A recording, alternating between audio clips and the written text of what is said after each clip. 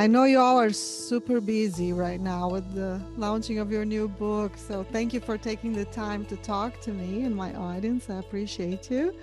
Yes, So thank you for having Yeah, us. absolutely.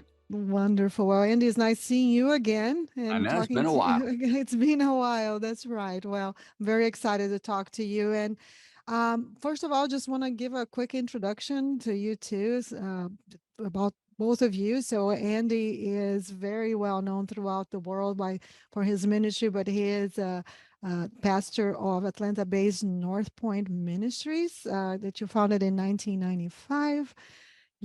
This church has grown tremendously. It's one of the largest churches in the United States. It has about 180 churches in its networks around the globe, really. And here in Atlanta alone, you have 8 campuses, which is amazing. And then you are also the host of Your Move with Andy Stanley, and you deliver about 10.5 million messages each month through television, digital platforms, and podcasts. And you are the author of more than 20 books. Is this 21? I don't know how many. Sounds crazy. I really don't know how many books I've written. I've heard 25, but I've been doing this a long time, and who's counting, right? But this is our latest book, Parenting, Getting It Right. That's right, exactly. Well, and you are also the son of my pastor of 20 years, Dr. Charles Stanley at First Baptist Atlanta. So we have that in common. Well, you're the son, so that you've learned much more than I have from him. But Sandra, she is the wife of how many years? Will you guys be We have married? been married 34 years. Yeah. 34. He looked at you. He looked at you for that one. Well, I thought she was going to make me come up with that number, but I knew 34, absolutely 34. Yes.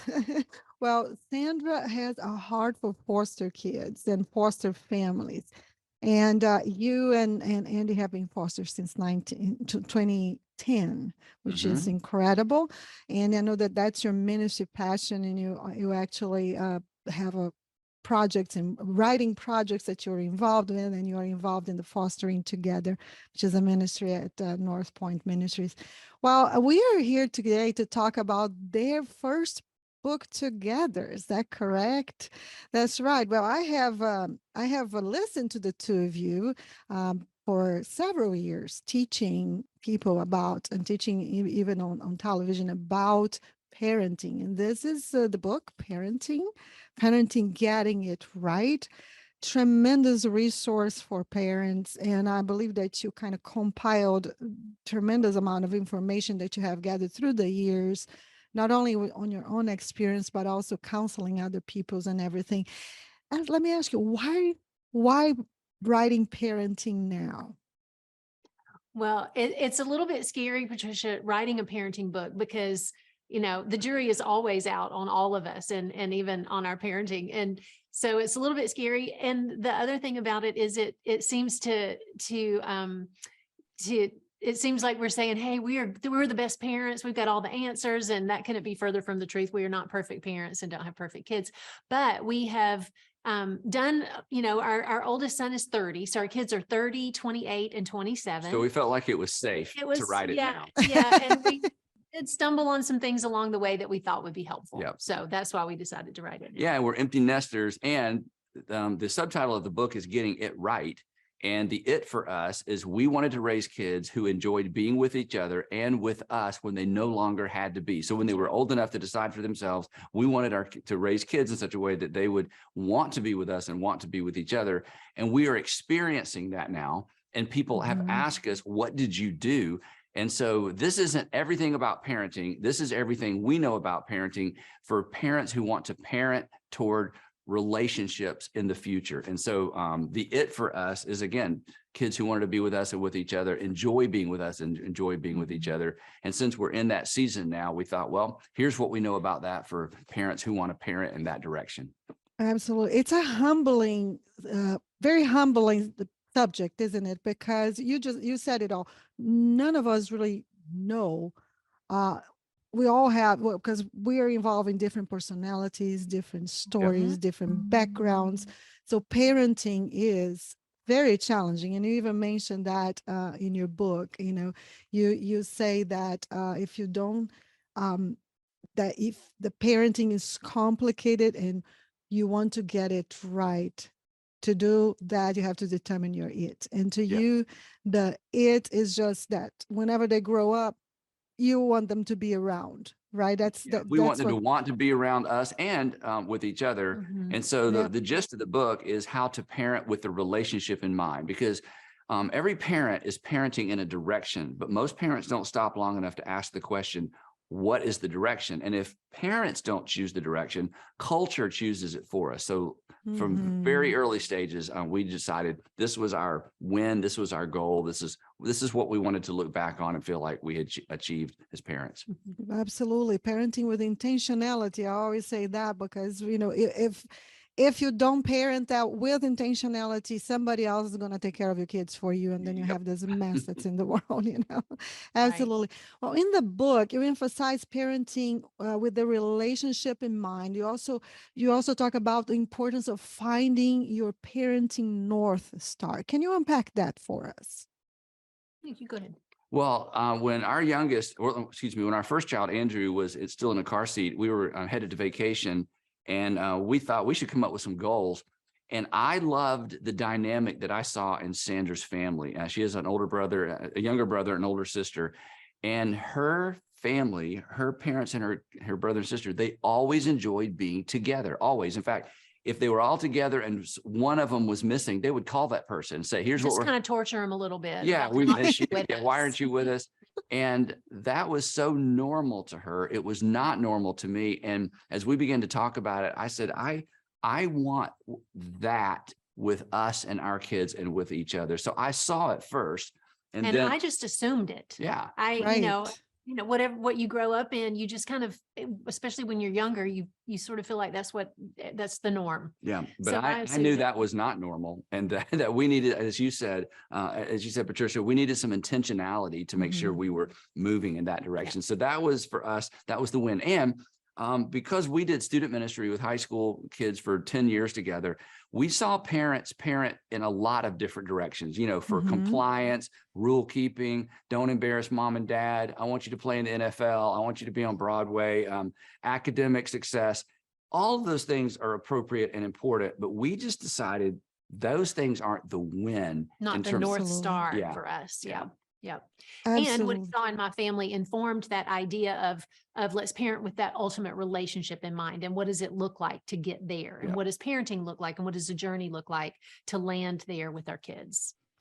Yes, and you see a lot of. I think that we are so busy this day, as parents, and a lot of us work. Both parents work, and if you do not really determine, even talk like you two did, you talk together, and these are the things that we need to emphasize in our relationship with our kids.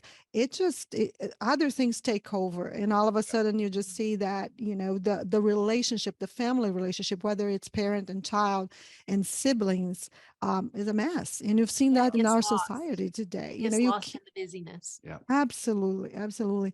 Well, explain to me why you think the behavior modification is not a healthy basis for building lasting relationship with your children. Well, when we think about parenting with the relationship in mind, we decided, since we're moving in that direction, behavior modification isn't the goal.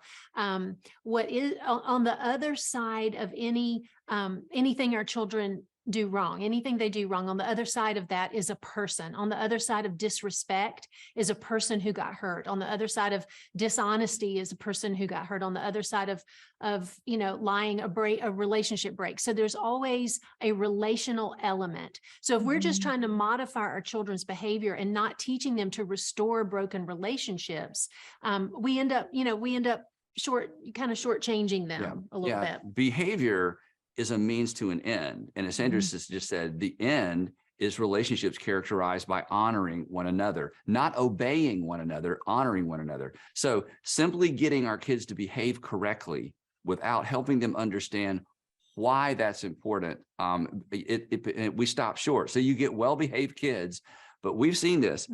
Parents can raise well-behaved kids who do not want to come back and be with their parents. They can raise well-behaved kids who don't enjoy being with each other because obedience is not obedience doesn't fuel a relationship. Honor fuels a relationship. Mm. So moving beyond simply getting kids to behave. And of course, when our kids were young in that first season and stage of parenting, we were all about obedience. Absolutely. But we connected that to here's why. And the why is because, as Sandra said, there's always another person that's impacted by your behavior. So the goal isn't the rule. The goal is to honor the person who's impacted by the behavior. Right. And also explaining consequences, right? I remember our oldest, she was like less than 2 years old, and she's in that phase of just, opening all the cabinets and trying. All my parents were putting lockers, on the cabinets, and I never did. Right.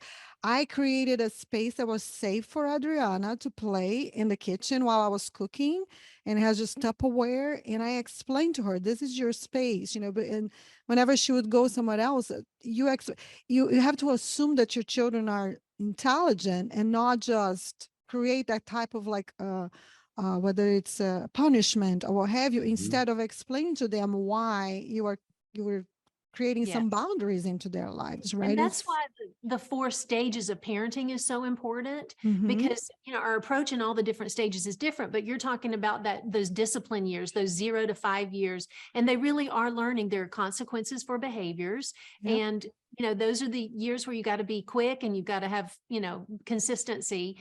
But then as they get a little bit older, you can start explaining a little bit more. Those training years are the years of, 5 years old to about 12 years old. And you really can start explaining more then. And so, and then there's the coaching years and the friendship years. But one of the things that helped us with all of those approaches was as our children move from one stage to another, we have to move and adjust our parenting with them. So, to your point, during those, when they're 2 and 3 years old, you can be training them and teaching them the importance of obedience, then that there are consequences for actions. And the fact that this was so smart, the fact that you did not put locks on the cabinets, you were teaching your daughter to honor you rather than simply obey you. And you were teaching your child, hey, this isn't about, I'm not trying to keep you from something. I'm trying to provide something for you. And those are, because it's easy just to go to lock everything down, button everything up, just have a bunch of rules and control. And that works until they're about 10 years old.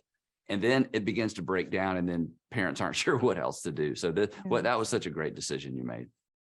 Yeah, I think so. I believe that has taught them just to be careful, not just because, like the decisions or the safeguards that you put in around their lives in those training years, they are for a reason, and they find out what kind of a mess a parent finds when they do not understand those 4 phases of parenting and they get jumbled up.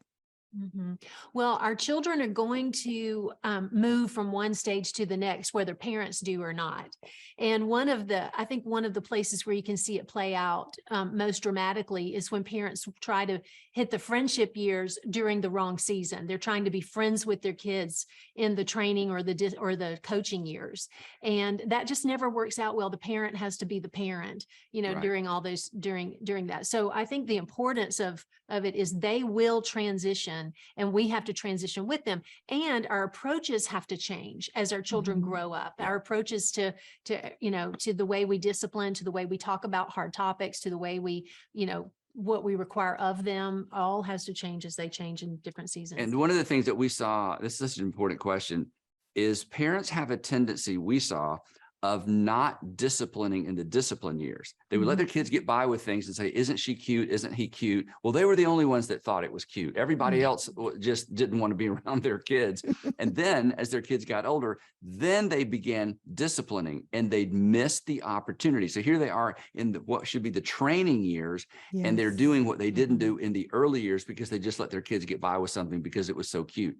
The training years are so important because this is when we practice with our children how to do things. But if there hasn't been discipline on the front end, it's very difficult to train our kids. And by train, in our home, we would literally practice things with our kids. We practice everything. We practice go to the door and greet someone. We practice how do we behave in a restaurant, because the tendency for parents is when their kids misbehave in public, they start disciplining but they have to discipline their kids in public because they didn't train their kids at home. So we Exactly. unpack this in detail in the book, Parenting, because again, this is easy to miss when our kids are young because they are cute and the risk are low and the behavior, the disobedience is minor, but those are the years when we begin, as Sandra said, to help them as they begin to move through these 4 stages. And during those training years, and I'm sure you saw this with Adriana, in those training years and even in those earlier kind of discipline years, everything is fun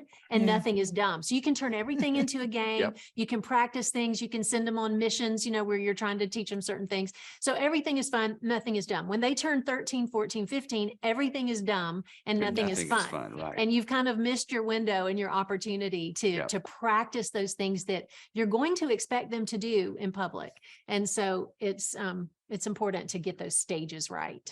Absolutely. And we see around us, right? And I think I wonder how much of it comes from the fact that the generation before, so the generation, like our generation that was raising the kids who are today parents. By the way, congratulations on the first grandchild. How exciting. New phase of life.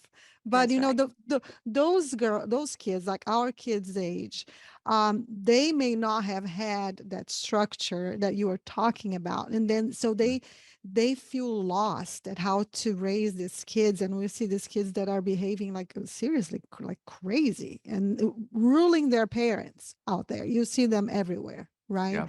And so important this phase is that they are observed. This book is an incredible resource for any parent out there that needs to really understand these different phases and how to approach them in a healthy way.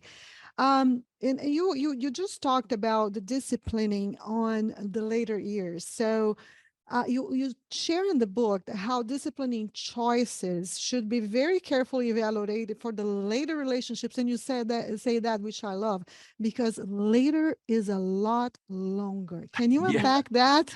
Yeah, later is longer. So this is so important. I'm so glad you asked about this, Patricia.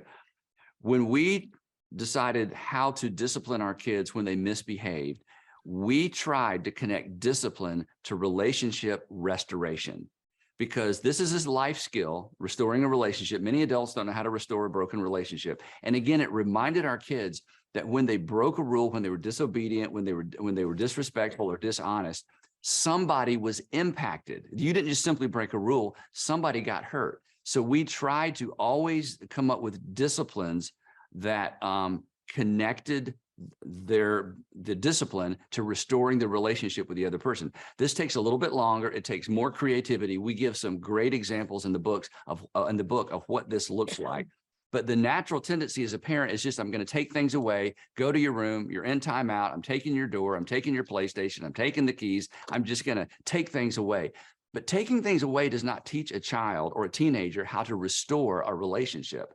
And relationship restoration is the key, again, to parenting toward relational wholeness and health. So we think this is one of the biggest takeaways from the book, and that's why we included some illustrations. Yeah, I agree. And talking about this environment that we create for our children, because, you get to those coaching years, and a lot of times that's when kids, we're talking about like the teenagers, they close off a lot of times, and they don't want to talk. So how did you cultivate an environment at home that encouraged your kids to talk to you?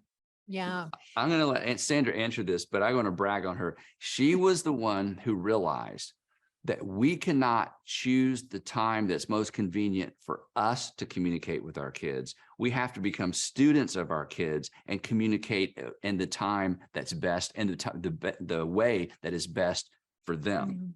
Yeah. Well, we've laughed so many times about how different our kids are. And anybody who has multiple children, they know, even from the same gene pool, kids are just wired so differently from each other. So there's never one formula that's going to work for all of your kids.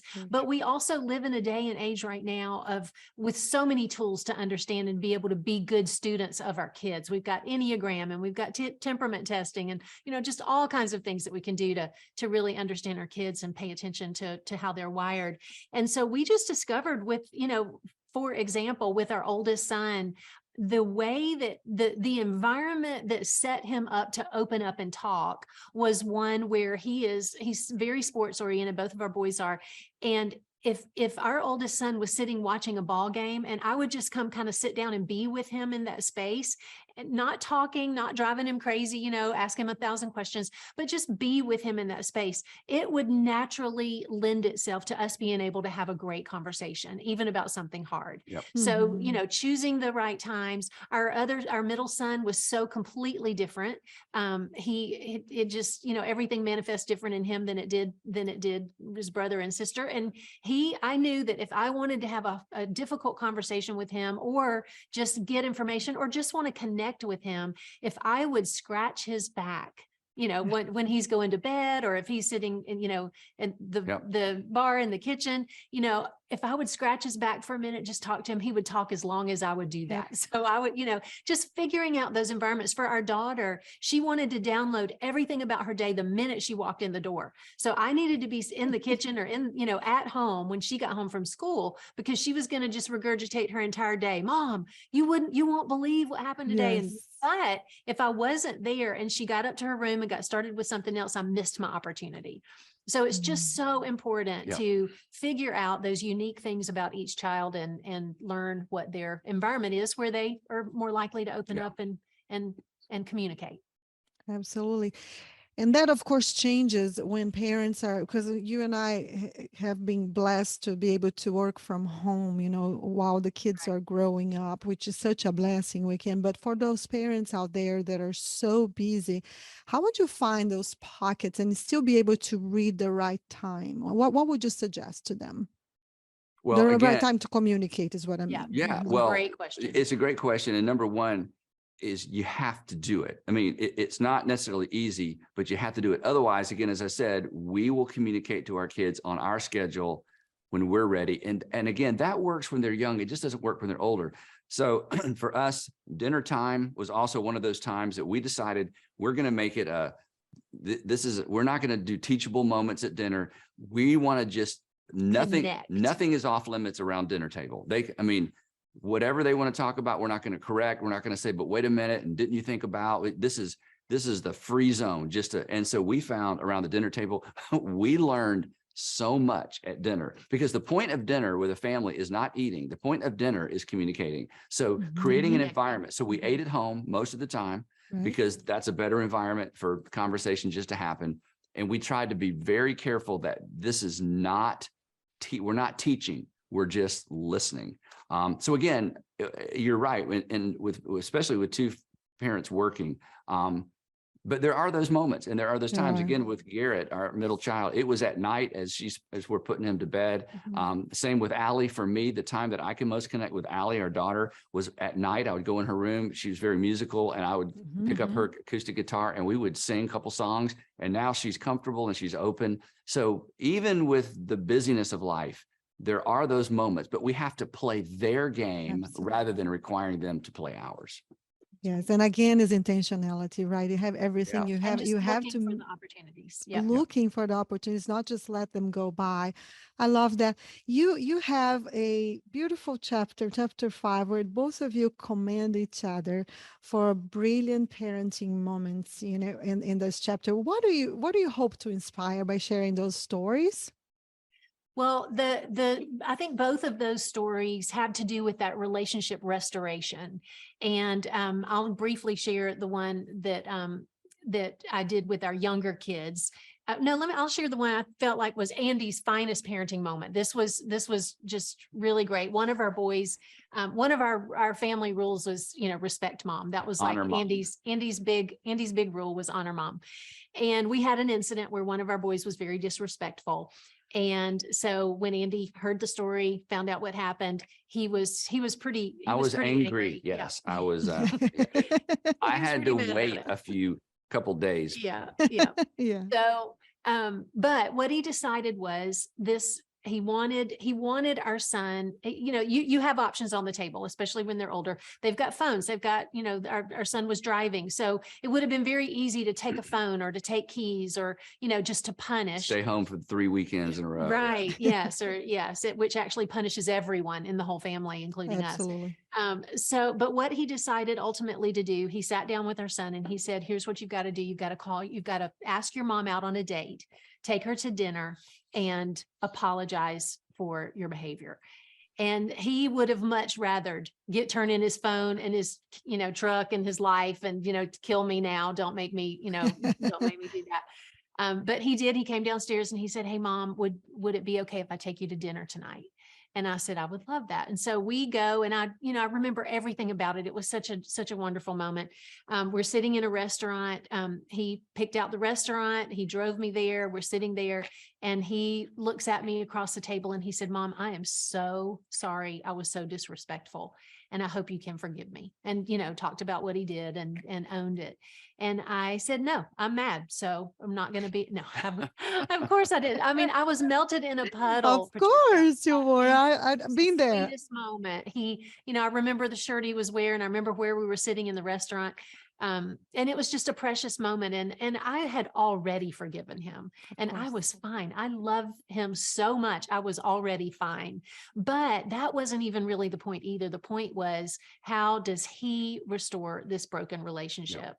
And, fast forward, chunk of years, and now he's married, and his wife was reading the manuscript when we finished the book. And she looked at me and she said, Sandra, now I understand how he is so good at this, because this is now, it wasn't just that one incident, but it has affected him for the rest of his life. He knows how to restore a broken relationship, and that is serving him well. And so that's why. And the beauty of this was, it was over. In other words, what he did was terrible. But once he restored the relationship, we're done. We're not on restriction. I'm not taking your phone and your keys. We're done, because you have restored what you broke, and now we're moving on. But that requires more creativity and more time. So in the book, we encourage parents, especially as your kids get older, don't reach for the easy ways. Ask yourself, who was hurt? How do I help my child restore that relationship? And once it's restored, you're done. This is, again, because we're parenting not toward behavior modification, we're parenting toward healthy relationships. Yeah. Wonderful. Well, I love this, and I love this conversation. I wish we had another hour to talk, because I know there's so much more I'd love to talk to you about, but we're running out of time. So I wanted to know from you if you have anything last words that you'd like to do. Of course, I'm going to be writing for the Atlanta Journal a column about this book. Highly recommend it, and also share, of course, my podcast and YouTube channel, this interview. But give me some last words, some encouragement to a parent out there that's finding themselves like lost at this parenting game. Yeah, I would just say this: it's never too late to begin something new. Humility is powerful. Humility is powerful. And when you find yourself afraid, and every parent finds those moments where they're afraid of what's going to happen to their child, what their child's going to do. They're afraid that if they confront their child, it's going to hurt the relationship. Just remember, fear is not, getting fear out of the mix of parenting will give you clarity about what you need to do and when you need to do it. And the last thing I would say is this: when you're not sure what to do, call a friend. And before you do the wrong thing, call a friend, because all of us have people who are a little further ahead, people who can see maybe our situation a little bit clearer, and we gain so much wisdom and insight calling other parents and parents who are just a little bit further ahead of us in parenting to get some of the wisdom and insight that we shared in the book. So that's wonderful. Yeah, I actually yesterday interviewed Craig Rochelle on his new book, and he talks about how much you two helped him when they hit a kind of a wall on their raising their kids. So what a blessing. It's been a blessing to talk to you. Congratulations on this beautiful book. That's going to be it's a great resource for parents out there. So good luck for everything you guys do. And thank you so much for talking to me. Thank you, Patricia. Thanks, Patricia.